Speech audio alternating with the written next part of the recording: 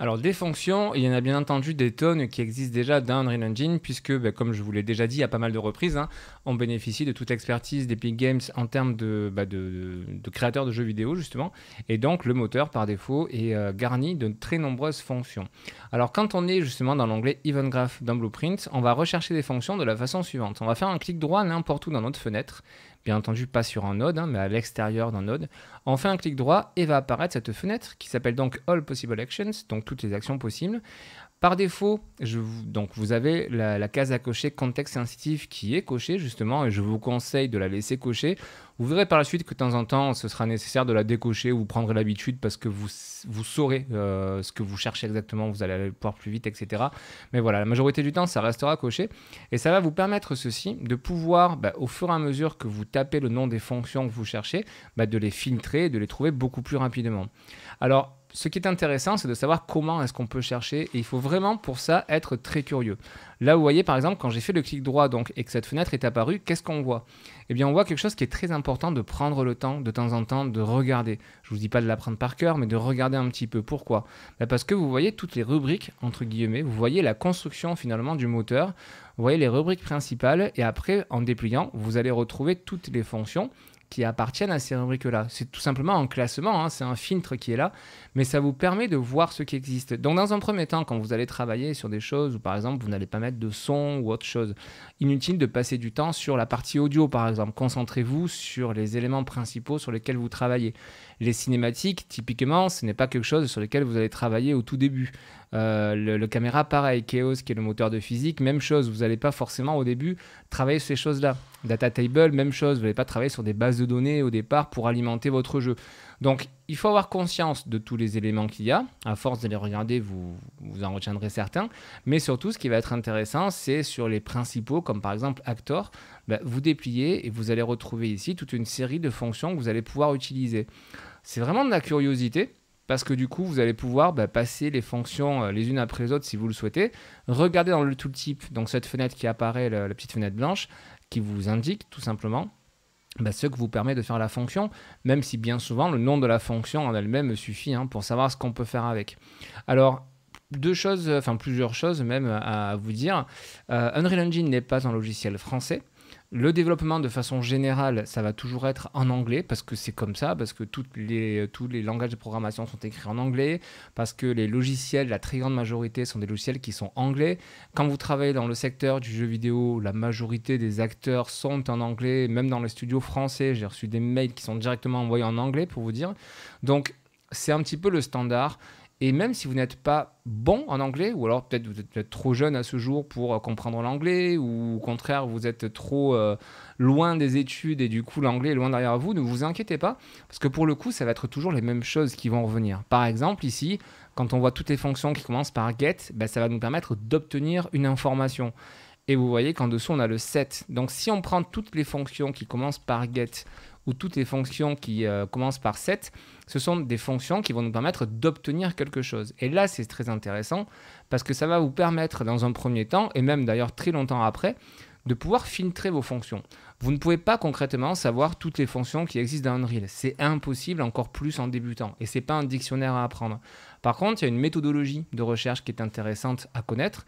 Et effectivement, quand vous allez par la suite coder et que vous allez vous retrouver dans une situation où vous avez envie de connaître telle information d'un acteur, vous allez forcément commencer votre recherche par get ou éventuellement par un mot-clé de ce que vous êtes en train de rechercher. Par exemple, si je veux rechercher la situation dans l'espace 3D d'un acteur, je vais taper location et je vais regarder un petit peu tout ce que ça va me sortir avec le terme location. Pourquoi je dis location? Parce que rappelez-vous, la situation d'un acteur dans l'univers 3D, ça se situe ici, le paramètre location, qui appartient donc au transform. Donc si je veux retrouver à un moment où se trouve par exemple cette plateforme dans mon univers 3D, eh bien en Blueprint, je sais que je travaille sur un actor, puisque ma plateforme c'est un acteur, et je recherche sa location. Donc je vais taper exactement comme on le ferait dans Google, actor location. Je tape des mots-clés. C'est tout bête ce que je vous dis, mais c'est très important de le dire dès le début pour savoir comment est-ce qu'on va rechercher des choses dont on ne sait pas si elles existent. Et en tapant actor et location, vous voyez tout de suite ça a énormément filtré. on se retrouve uniquement avec ces informations-là. Et vous voyez, en recherchant le nom des fonctions, on a getActorLocation qui il y a de grandes chances que ça fasse le travail que l'on souhaite. Et effectivement, le tooltip nous dit ça retourne le location du root component de l'acteur, c'est-à-dire la situation dans l'univers 3D donc de notre acteur. Et du coup, en cliquant dessus avec le clic gauche, ça va nous retourner ceci, c'est-à-dire le nom de la fonction, en l'occurrence l'exécution, même le node de la fonction qu'on recherchait. Alors, qu'est-ce qu'on remarque par rapport à la fonction que l'on a créée précédemment? La fonction que j'avais créée pour la vidéo précédente, c'était ici code couleur bleu. Ici, on est sur un code couleur vert. Alors, les deux sont des fonctions qui vont nous permettre donc d'exécuter un script et de nous retourner une valeur. La principale différence entre les deux, c'est qu'ici, vous avez un pin d'exécution, vous voyez, en entrée et donc en sortie. Ici, vous n'avez pas de pin d'exécution, que ce soit en entrée ou en sortie. C'est-à-dire que ce node, il va être exécuté à condition que on fasse quelque chose de ça. Là, je vous l'explique. Vous verrez par la suite, quand vous allez travailler sur vos propres scripts, vous allez comprendre ça. Ah oui, effectivement, Mathieu avait dit ça. Ça se passe comme ça. C'est-à-dire que là, si j'exécute mon script, il ne se passe rien. Par contre, si je viens promouvoir ceci en variable pour enregistrer justement la valeur de la position de l'acteur quand je vais exécuter mon script, à ce moment-là, quand ce node va être exécuté, vous voyez, la lecture va se faire comme ça. Donc, l'acteur va pop en jeu. Tout de suite, on va exécuter une fonction.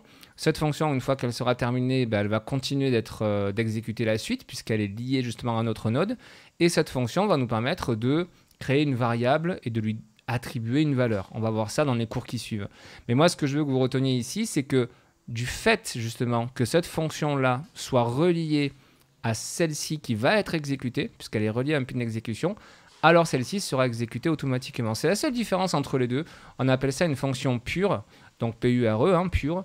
Et donc cette fonction va automatiquement être exécutée à partir du moment où son return value ici, donc la valeur qu'elle retourne, va être exécutée par la suite. Une fois qu'on a fait ça, donc je peux supprimer ça, on va revenir sur cette façon de rechercher justement les fonctions dans notre script. On va refaire un clic droit. Et par exemple, si on a envie de travailler sur autre chose, par exemple, je veux mettre un son dans mon jeu. Tout à l'heure, je vous ai dit, on n'est pas obligé de chercher ça dès le début, mais admettons que je vais mettre un son. Je vais taper sound, bien entendu, en anglais. Et même chose, je vais regarder un petit peu ce que ça me propose. Et on va avoir quoi comme fonction? Je regarde un petit peu, ok, ça ne me parle pas trop. Ah tiens, je peux jouer un son. Là aussi, je peux jouer un son. Ici, play sound at location, play sound 2D. Alors, au début, vous allez tâtonner, vous allez utiliser l'un ou l'autre, et en plus, ça fera le boulot dans les deux cas, si ce n'est que celui-ci, le at location, vous le verrez par la suite, ça permet de jouer un son dans un endroit précis de l'univers 3D. Ce qui veut dire que si votre joueur est très loin, il n'entendra pas, s'il est proche, il entendra, etc. Mais tout ça pour vous dire que donc, vous cherchez, vous sélectionnez votre fonction, et vous regardez tout ce qu'elle va vous proposer. De temps en temps, vous allez avoir ceci, la flèche qui va vous permettre de déplier le node. Ça veut dire quoi? Ça veut dire que par défaut, on vous laisse les inputs ici qui sont obligatoires, en gros, et si vous dépliez, vous avez ensuite tout ce qui est optionnel. Donc, il ne faut pas avoir là aussi la flemme de cliquer sur le bouton. Au contraire, soyez curieux et regardez un petit peu tout ça. Et à chaque fois, vous allez remarquer que tous les noms de ces paramètres vont être relativement simples à comprendre. Là, je suis sur un node, donc une fonction qui nous permet de jouer un son en 2D. Donc déjà, nous, ce qui nous intéresse, c'est le fait de jouer un son. 2D, on le verra par la suite. Mais en gros, c'est que ça n'utilise pas justement l'espace 3D. Peu importe où vous serez, peu importe où l'acteur en jeu qui va déclencher le son, vous l'entendrez automatiquement. Ensuite, vous avez un paramètre son qui va vous permettre de faire quoi? Quand vous cliquez, vous voyez une liste déroulante. Donc, ça vous permet de sélectionner tout simplement les sons parmi tous ceux qui sont déjà importés dans votre projet. Vous pouvez régler le volume, vous pouvez régler le pitch. Ça, le pitch, quand on a travaillé un petit peu sur des sons, on sait ce que c'est. Ça vous permet d'augmenter la tonalité du son que vous allez jouer. Donc, un pitch élevé va avoir une voix très aiguë et un pitch grave va avoir une voix très grave. Voilà, ça va juste déformer votre son en fonction de la valeur que vous allez mettre, sachant que 1 est la valeur par défaut. Le start time, ça va vous permettre, comme son nom l'indique, et à chaque fois, en plus, vous avez le tooltip. Donc, vraiment, n'hésitez pas à utiliser le tooltip.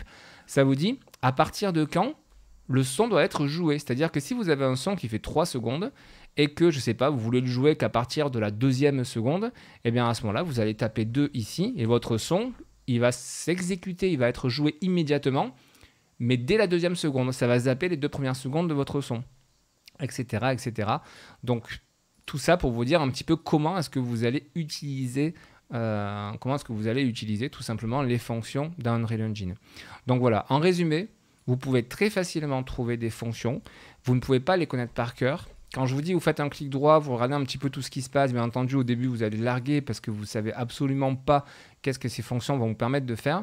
Mais ce qui est le plus important en fait à retenir, c'est cette histoire d'arborescence, de thématique, on va dire, de rubrique, pour voir comment les sons sont organisés, parce que ça va vous permettre d'avoir le réflexe ensuite, de vous dire ok, je suis en train de travailler sur, par exemple, mon interface utilisateur. Bien, mon interface utilisateur, on va ici venir sur le user interface et je sais que ça va être là-dedans que je vais retrouver des fonctions qui vont être liées à mon interface utilisateur. Si je veux travailler, je ne sais pas, sur n'importe quel autre élément, je vais venir sur la rubrique, je vais déplier et je vais voir, je vais retrouver toutes les fonctions qui existent à ce stade. Dernier point, très important aussi, c'est le fameux contexte sensitif dont je vous parlais dès le départ. Ça va vous permettre de pouvoir filtrer, c'est Unreal qui le fait pour vous, à partir d'une valeur qui existe, à partir de quelque chose que vous faites, ça va vous permettre de filtrer les fonctions. Par exemple, si je prends ici ma sphère, je fais glisser ma sphère, rappelez-vous, hein, on est sur la collision ici sous forme de sphère qui me permet de capter quand le joueur entre dedans. Je reviens là, pardon. Si je prends ma sphère, je clique gauche, je maintiens enfoncé, je viens relâcher ici, et là donc ça me sort toutes les fonctions que je souhaite. Si je maintiens le contexte sensitive et que je vais rechercher une fonction qui me permette par exemple d'afficher le curseur de ma souris en jeu. C'est une fonction qui s'appelle setShowMouseCursor pour afficher le curseur de la souris tout simplement. Si je tape ShowMouseCursor, vous voyez que ça ne me ressort rien du tout. J'ai le contexte sensitif donc de sélectionner. Pourquoi est-ce que ça ne me sort rien alors que je sais pertinemment que la fonction existe? Bien tout simplement parce que le curseur de ma souris, il est relié à ce qu'on appelle le contrôleur dans le jeu. On le verra dans le cours. Mais c'est vraiment, on a un acteur qui est dédié dans Unreal Engine pour tout ce qui est clavier, souris, manette, etc. Et donc, cette fonction pour afficher le curseur ou pour la cacher, elle appartient justement au contrôleur. Donc ici, quand je suis en train de travailler sur cette variable, que j'ai le contexte sensitif de cocher, que je cherche une fonction, ça va me proposer les fonctions qui sont faites pour ce type d'acteur. En l'occurrence, là, un composante de collision. Si je viens décocher le contexte sensitive, vous voyez que tout de suite, ça me sort du coup mes fonctions, celles que je voulais, setShowMouseCursor, mais je vois quoi surtout? Je vois que ça appartient au player controller. Donc en l'occurrence, je peux la sélectionner, mais en la sélectionnant, il se passe quoi? Ça m'affiche ma fonction, mais vous voyez que le lien ne peut pas se faire entre les deux. Ça, on va le voir quand on va travailler sur les fonctions, mais c'est tout simplement parce que le ShowMouseCursor ici n'appartient pas à ma sphère. Ce sont deux choses qui n'ont rien à voir. Ici, je suis dans une plateforme. Ça fait référence au contrôleur à ma souris. Ce sont deux choses différentes. Donc, ma fonction, par défaut, ne ressort pas. C'est pour ça que je vous dis le contexte sensitive, vraiment au début, laissez-le cocher. Ça vous permettra de ne pas vous perdre. Et surtout, ça vous permettra de dire, tiens, c'est bizarre, je me rappelle que cette fonction existe, mais là, ça ne me la sort pas. L'erreur ne vient pas d'Unreal. L'erreur viendra souvent de vous au départ, sans aucune méchanceté. Hein. C'est encore le cas pour moi très souvent, je vous rassure. Et du coup, voilà, vous aurez le réflexe de vous dire, ok, je suis peut-être pas dans le bon acteur, il faut peut-être que je m'y prenne autrement, etc.